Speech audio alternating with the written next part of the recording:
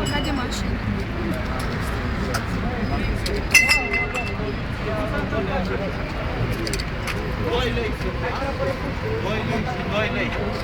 Nu uite obicei. Da, mă, dă-i ce e regulă. Zic că înăuntru e în regulă, nu vezi? Stai și un pic, că să filmez, că dau la colegi la antene mâine. electric, că face scurt, face gustare. Da, uite, bă, ce plicare e acolo. E praf. Mamă la care avem.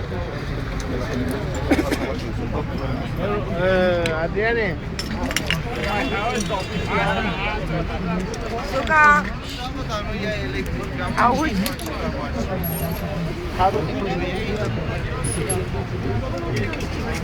Bine să nu mai e nimeni în ea.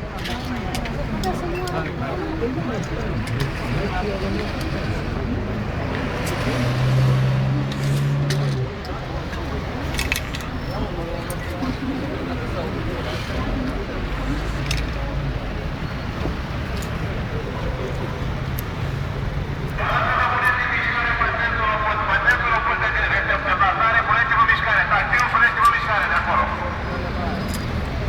Activul, puneți-vă în mișcare!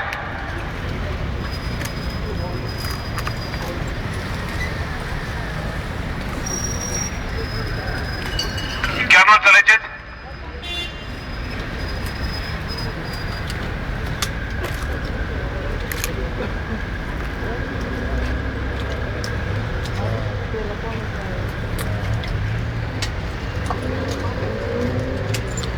E fordul ăsta, Focus. Acum e fordul, Focus.